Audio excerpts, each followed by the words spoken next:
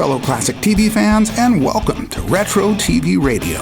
I'm your host, Pat McCormack. Wesley Eure is returning to the podcast to share what he and fellow Land of the Lost star Kathy Coleman have been up to as they hit the Comic-Con and autograph show circuits throughout the summer and beyond. We all recently ran into each other at the Hollywood show in LA, and Wes and I share some of our funny stories and interesting experiences there. Just sit back and relax while you listen to this long overdue chat as we discuss some upcoming events, celebrity raft riders, attending fan shows with Sid Krofft and Philip Paley, and touch on the recent loss of Will and Holly's TV father, Spencer Milligan. Wesley and Kathleen clearly loved him like a father in real life. Hear about his mutual love for his co-stars, as well as a few regrets he experienced later down the road. Enjoy!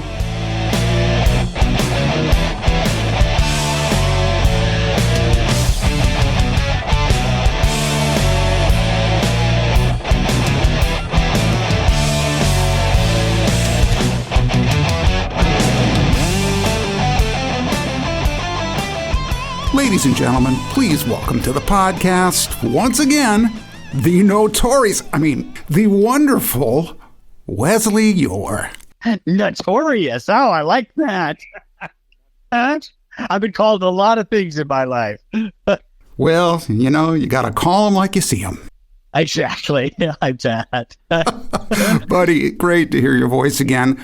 Let's see, when was the last time? It was the Hollywood show. Yeah.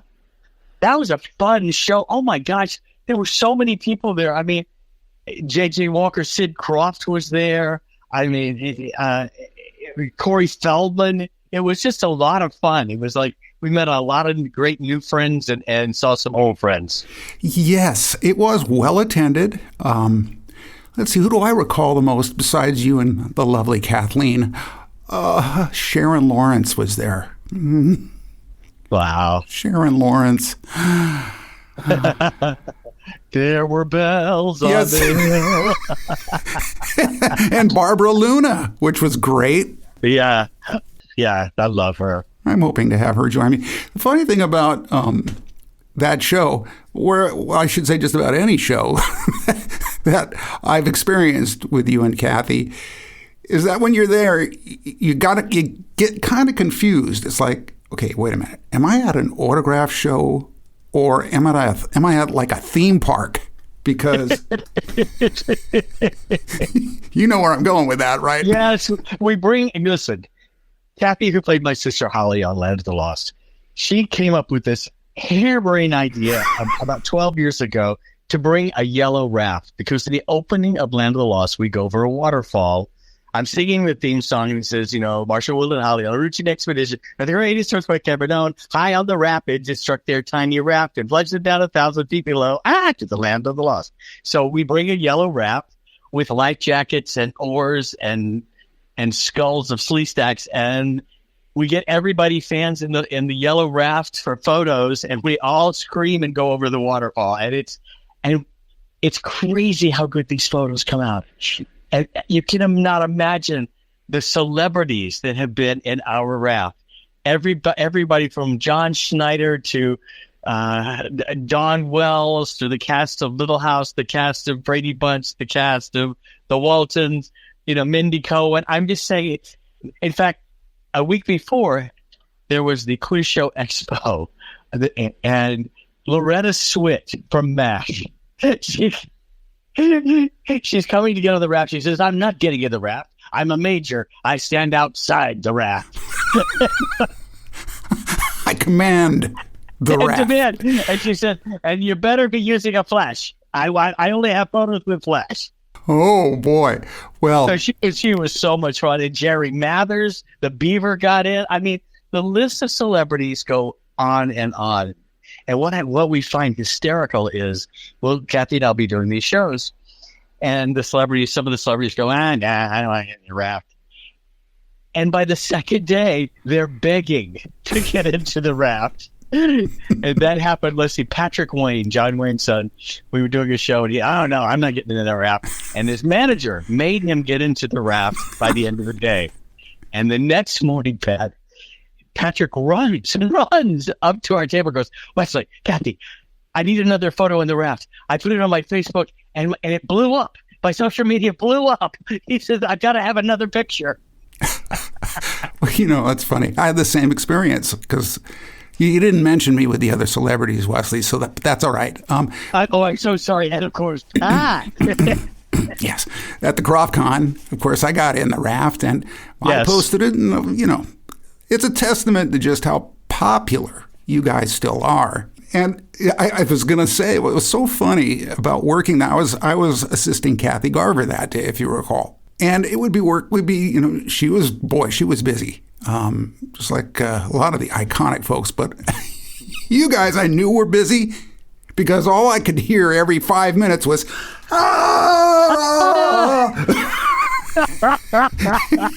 not just you and Kathy, but multiple people. And it got so common that I decided I'd add my own sound effect. And I tried to make you guys hear it once when I was walking by, but I'd add the chew. I think Kathy caught it real quick. Say, oh, that's a good one, Pat. Comedian, huh? I'll tell you, because we are very noisy. Because, and they go, people, why do you scream for the photo? I said, because it changes the photo. There's an energy that happens in the eyes and the body, and because we're all screaming like going over the waterfall. And so, but we are noisy. I was going to say, you should say, have you ever seen the show?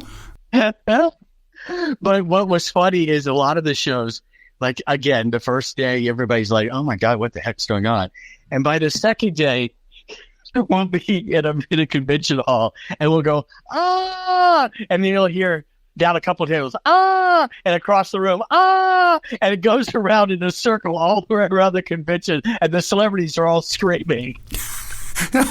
Well, great. So I guess I was original making it a sneeze rather than going over the fall.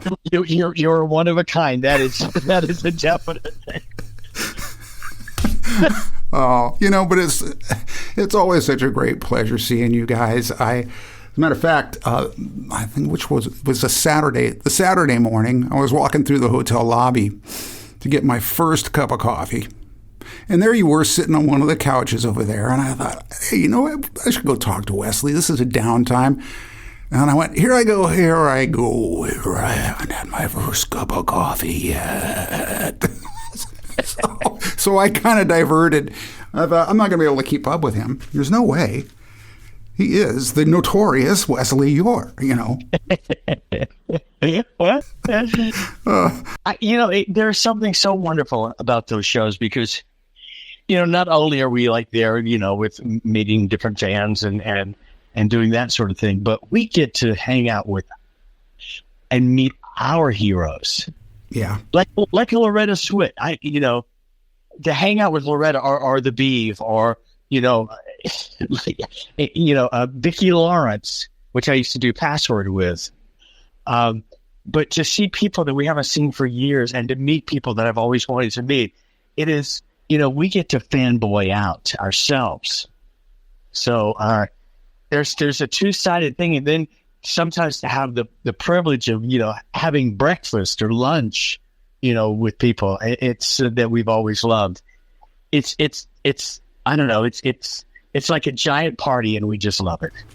Well, and I gotta say, you are one of the friendliest in show business. So I noticed, of course, that you go out, you make the rounds, and you say hello to everybody. And of course, we're talking about some folks that aren't quite as mobile as they used to be because, that thing, gravity and time, kind of gets us all. The raft is on the floor, this Yellow Raft, and it was great about 12 years ago. Now, 12 years later, I could use a hydraulic lift. It lifts it up, puts me in it, a hoist, lowers me down, then pulls me back up. Right. Like one of those handicapped crane things that they have at swimming pools. Exactly. Because we're on the floor. So, I was going to say, poor Kathleen, those knees got to just be killing her by the end of the day. He gets in the front of the raft she has a dopey head, a replica of our pet dinosaur from Land of the Lost, was created, and she has it. And I have usually a skull of a slee stack. And then everybody else we're all wearing yellow life jackets and have 2 yellow oars that are high in the people are holding.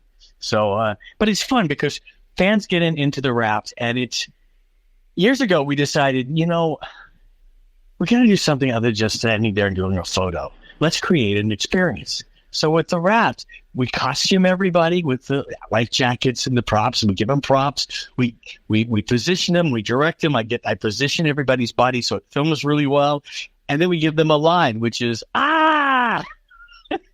So it's like it's like a whole production each time we do a photo, and it's wonderful. It is, and you can just see the joy in everybody's face, and it doesn't take hardly any time. I mean, obviously, setup is one thing, but I got to hand it to Kathy. That's just a brilliant idea. It is. It totally is. Our record so far, everybody goes, how many people did you get in the raft? Because it's, it's not the original raft. The original raft was a white water raft, and the big rapids and stuff. But this is just a blow-up raft. But we've had 53 people in the photo. That's our record. Yes, 53. Now, and they all had yellow life jackets on. Thanks to a friend, Howard White, who brought them.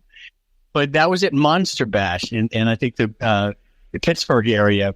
And some people, including myself, we were on the carpet in front of the Yellow Raft swimming. So people were drowning. The photo and the video was hysterical. It's funny. In fact, they've invited us back at Monster Bash for next year, so that'll be fun. Yeah, and so, gosh, you guys are busy this summer. We are. We're just about to do the Star Trek convention for our 10th year in a row in Vegas at the Rio, and we're the only show other than Star Trek that's allowed in the convention. And the reason is, Land of the Lost was written by the Star Trek writers the first 2 years. Right. David Eure was our head writer. He wrote Trouble with Tribbles, if you're a Trekkie. And Walter Koenig, Chekhov, the original Chekhov, created one of our main characters, Enoch. He wrote the episode. And also like Dorothy Fontana, D.C. Fontana, and Larry Niven, and Spinrad, all these people that had just finished Star Trek, the first with Shatner. And they were out of a job, and so David Gerald came on board as our head writer, and he hired everybody, and they were all these amazing writers at the beginning of their careers. And, of course, they all went on to become very famous. Yeah. And then Mike Westmore did our monsters, the Sleestak and Chaka, the Pakuni, and he did all the monsters for Star Trek. So they allow us and invite us to come to the Star Trek convention. Yeah, I mean, clearly an obvious connection. And now that's coming up the first week of August, if I'm right. Am I right? It's in a week and a half, basically. So off we go, and with our little caravan of props. And this, we don't have room for the raft. They don't give us room for the raft. So this year we created something new. We have an 8-foot tall slee stack. Got room for that. But I found an image. We were able to have it printed up, so it's on like a plastic cardboard kind of a thing. And it's life size, and it's startlingly realistic. So we're going to have that to put into photos with. Yeah, I saw a picture of it on your website, or it was your website, or, well, actually, maybe it was your YouTube channel. Let's switch channels right to that right now, because I want to talk about your new thing that you have going with Kathy, TV Talk with Wesley Eure and Kathy Coleman. It's called Wesley and Kathy's TV Talk. I said it backwards. Okay. Well, I'm dyslexic too, so that's normal for me. You think you're dyslexic? I'm lisdexic, but never mind. Well, thank God I believe in dog. So. Oh boy, it's true. I'm telling you guys. You see the notorious part, right, folks? Okay. Yeah. Well, we decided about a month and a half or so ago to create our own YouTube podcast. We've been doing so many other shows, and we thought, well, why don't we just tell our story? And so we created this podcast, and It's been delightful. Kathy and I do an episode a week. Usually we have the new one on Thursday, and it's been quite a journey, and it's a learning curve, and it's been well received. So we're excited about it. And of course, we just lost our father, Spencer Milligan, who was our TV dad and a dear, dear friend of ours. And so we were, like yesterday, we just did a tribute to Spencer. Saw it. Yeah. And the Kroffts, Kathy's one of my best friends. And she moved to Palm Springs, and we're neighbors basically in Palm Springs. And Joe Paley, who played Chaka, we're all family. So Sid and Marty Krofft didn't just cast my family, my TV family. They gave me a real life family. Yeah. And we are genuinely close. And I don't think that's kind of unusual for most TV families. I think the pair that always struck me as being so close was Jerry Mathers and Tony Dow from The Beat. And they had such a great relationship. And I know Tony passed away. I can only imagine what it was like for Jerry. It's true. I know them very well. I saw you had him and Teresa in the raft. That was great. I do this thing with some fellow enthusiasts. My friend Dave Sundstrom hosts a live stream that we do every now and then. We call it Retropalooza. The last one we did, which was just last week, was our 7th, I think. We paid tribute to the stars that are passing away, which unfortunately is happening all too quick. This is the day after Bob Newhart left this place. And I want you to know that Spencer was featured prominently in that. Thank you. Because, it was like you guys say, he really was a great TV dad. Yeah, but he was, so outside of television and our relationship on TV, he was a very funny and warm guy that moved away from Hollywood and lives an extraordinarily beautiful life, with his wife up in Wisconsin and on a gorgeous estate with lots of land and cherry trees. And he directed plays and ran the theater up there in Sturgeon Bay, Wisconsin. So he made a life change, but what a kind, wonderful man. Yeah. Yeah. That's all you hear. I mean, he left the show for, if you ask me, a darn good reason. And yet at the same time, correct me if I'm wrong here, but he felt some guilt. This isn't a quote, but having left you guys, maybe even some regret. Would that be the case? Or? Oh, yeah. He said to me, listen, he said, I am so sorry I let you guys down, because we had a hit TV series. Yeah. And he decided to leave because he wanted a piece of the merchandising, because we were all over the place with books and toys and things like that. And it was like the jumping the shark moment for us when he left, because his family was broken up. Well, of course, the show continued. We had our Uncle Jack come in to replace him. But, the chemistry wasn't the same, and the storyline wasn't the same, and it was startling. Except I got to tell you, this one guy, it's amazing how many wonderful stories we get with people coming up to our table, how the show affected their lives. And this guy, he was in his 50s, and he was crying. And he goes, listen, I'm sorry. I apologize. I don't mean to be kind of creepy and stuff. He said, but when I was a little kid, and between the second and third season, when you lost your dad and your uncle came in, my mom and dad were getting a divorce. And he says, I couldn't handle it. I said, I was devastated. My father was leaving us. Then I watched Land of the Lost and saw that once your dad left, your uncle, when he came in, the family survived and continued. And he said, I know this may sound weird, but he said, it gave me the knowledge that it was possible that my family would survive and that life would be okay. And it was. And he said, I just want to thank you guys for that, because it helped me get through one of the roughest parts of my life. Yeah. So you never know, as actors, you say the lines, you film it, and you leave. You never know what the ripple effect. And I think that's the way it is in anything and in life. Things that we say to people, or the encouragements of the teachers we've met that say something that affects us for the rest of our lives. You never know what the ripple effect of what you do or say. Yeah. Well, I can say, having gotten to know both you and Kathleen, you're two of the most compassionate people I've ever known. And I felt you, Wesley, when you were talking, and I'm the same way. I'm an Irish crybaby. I choke up, just at the simplest things.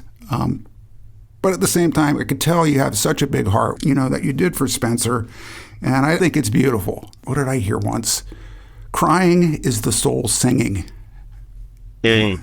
And, that's just it. You got to show the emotion so people can feel the emotion and understand the emotion and the love that you had for that guy. I mean, it conveys. So, well, one of the reasons I think that Land of the Lost has such legs, and it's continuing.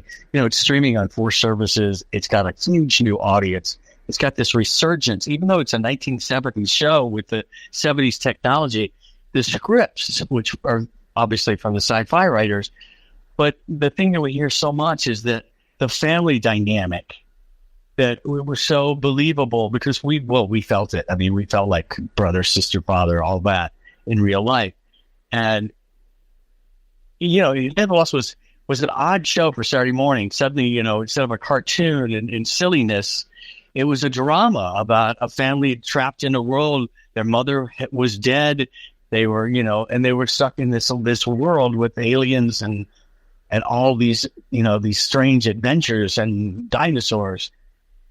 But it holds up because of the family. And I think a lot of that had to do with Spencer, who was such a great dad. Yeah. Yeah. You can feel it. You can see it.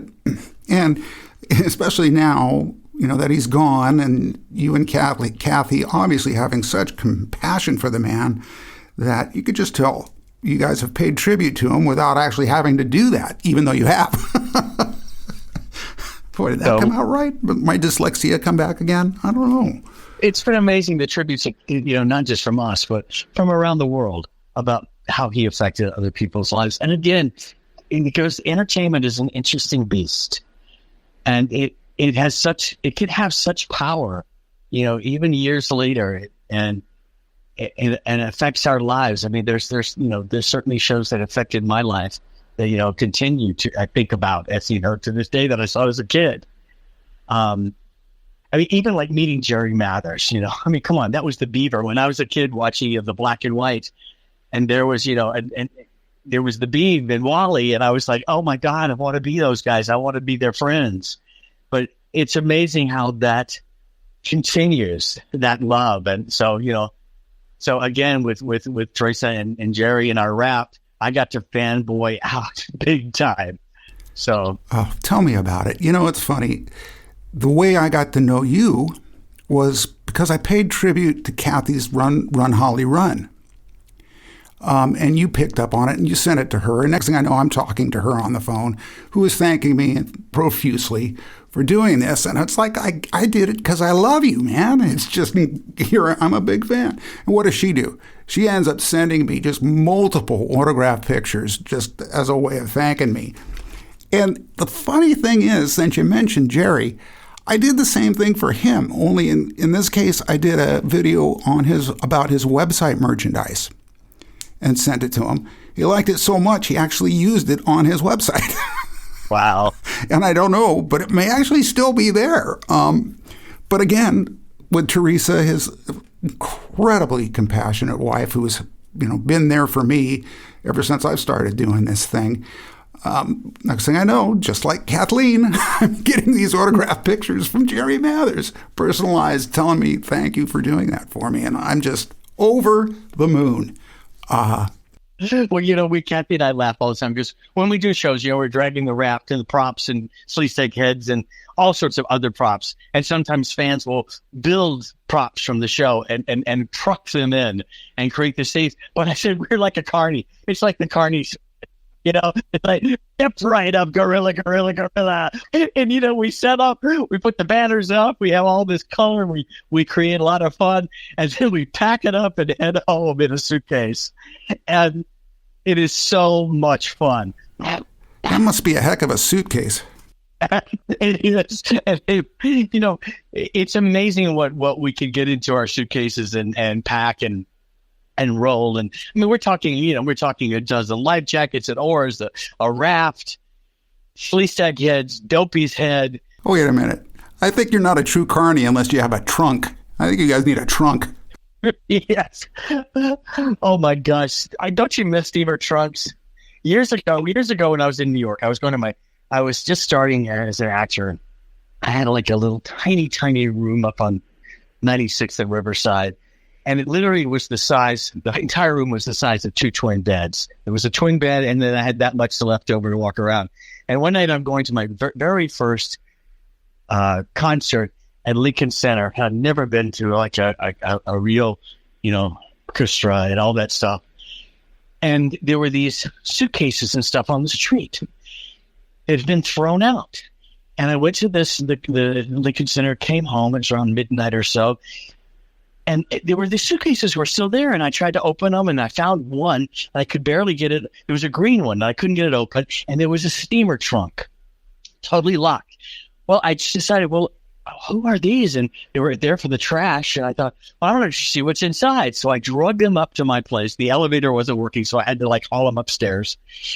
And it was amazing. I opened the green suitcase, and it was in pristine condition, and everything was tied and beautiful. All the letters and stuff, and it was from a prisoner. And he was in jail.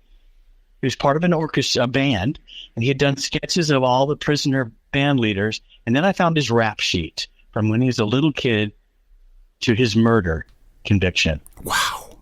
And then I found a letter from his mother that said, "Do not contact me. I am not your mother anymore. I told the post office that you are not my son." So who knows what the murder was about. So I'm crying. I'm calling a friend up and said, "Listen, it's like 2 a.m. I'm saying, oh my God, you got to hang on the phone with me." And then I opened the steamer trunk. I had to break it open. And it was one of those fabulous old steamer trunks in pristine condition. And inside was when you opened up, it had an ironing board that folded down. It had drawers inside. Everything was immaculate.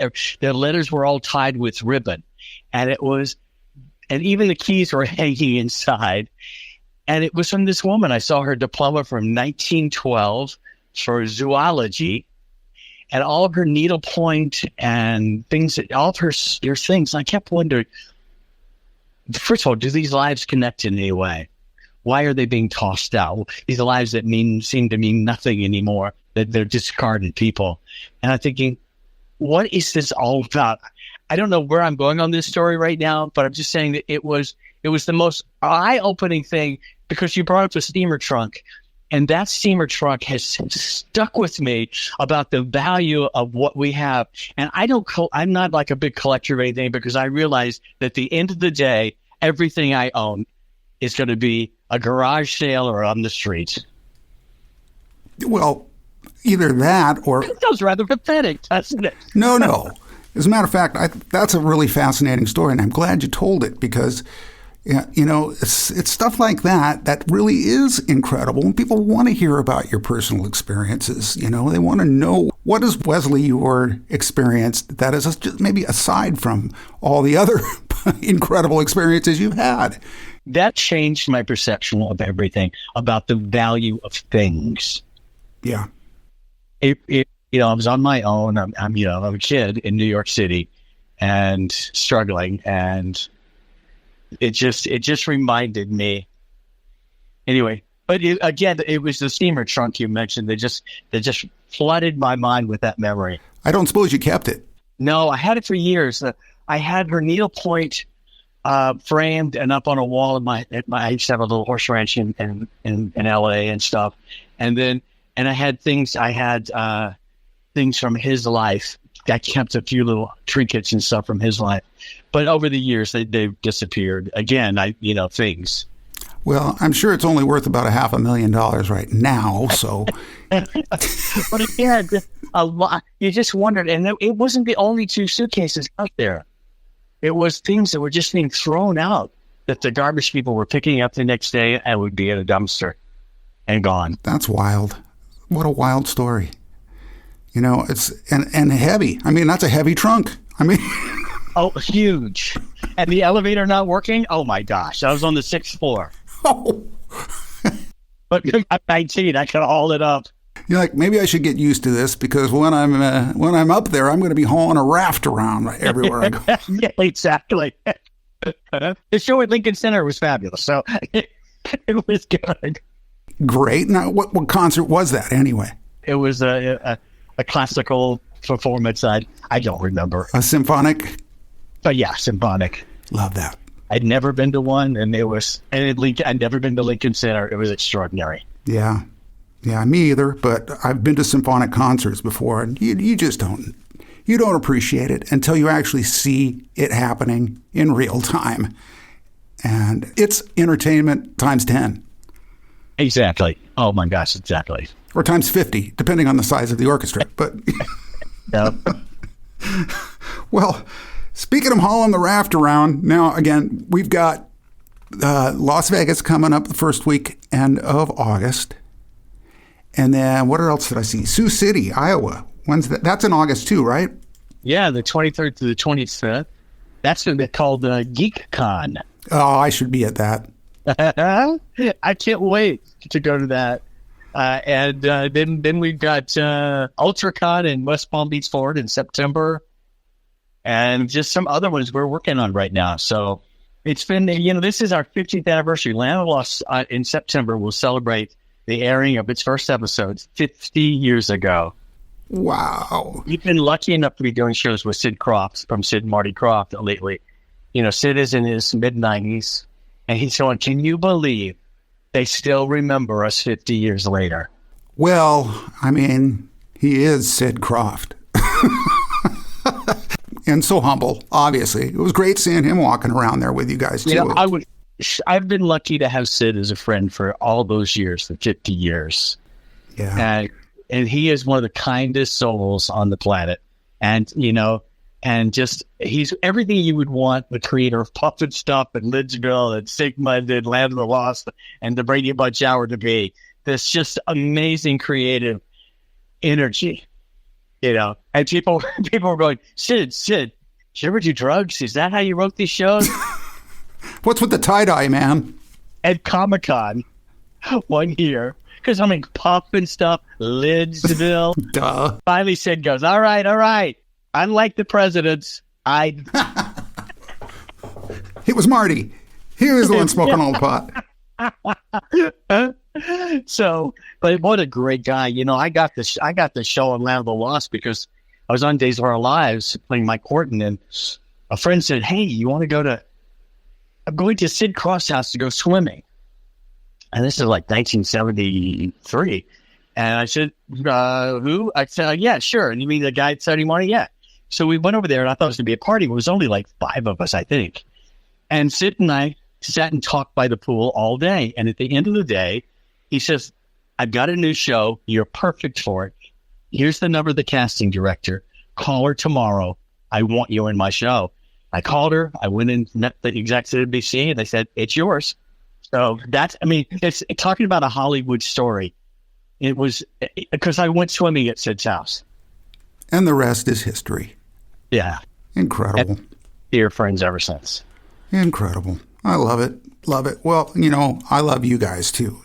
Nice, Ben. And I'm going to say it right this time. Wesley Eure and Kathy Coleman's TV Talk. It's just Wesley and Kathy. Okay, I'm going to say it right this time. Hey, wait, hold on a second. Tina, get me the research department real quick. Okay. Hello, it's Pat. It's lovely. Yeah, I did the research. Everything's fabulous. It's Wesley and Kathy's TV Talk. Okay, do it right. Everybody pack up your crap. You're fired. All of you. Let's get it right. Yeah, I'm your secretary. I've been smoking a pack of Chesterfields for 48 years. I'm thinking like, Pat, Wesley Eure's? Yours? How is that going to work? It's like, oh, brother. Believe me, people are laughing right now at me. Yes, let them laugh. They know I love you guys. Love you too, my friend. Well, okay. Let's see if I can leave this on a higher note. WesleyEure.com, huh? There you go. Thank God I got that. That's where you can find what's up with Wesley. You can find way more than you ever wanted to know. Oh, well, look, you're a treasure trove. You're a huge, heavy trunk of just incredibly good information and fun. And it's always a pleasure talking to you, my bud. Always. Thank you for calling. Yes, sir. Well, hey, I think we covered it. So stick around with me just for a second so I can properly say goodbye, and we'll just we'll head off into the sunset. Take care. There you have it, another Retro TV Radio in the books. If you enjoy these celebrity interviews, please take a moment to subscribe and leave me a positive rating and review. If you're watching the slideshow version on YouTube, of course, please like and subscribe. Be sure to check out WesleyEure.com. If you're looking for a great summer read, you'll also find a link to Kathy Coleman's autobiography, Run, Holly, Run, which is still one of the top 5 celebrity stories I've ever read. You'll have an entirely new appreciation for our beloved Kathy Coleman. I've also included links to their upcoming appearances, so you guys too can raft over the falls with Will and Holly to the land of the lost. You can follow me on YouTube, Facebook, and Instagram at Golden Rage of TV and on X at Golden Rage of TV1. Once again, this is your host, Pat McCormack, and thanks again for listening to Retro TV Radio.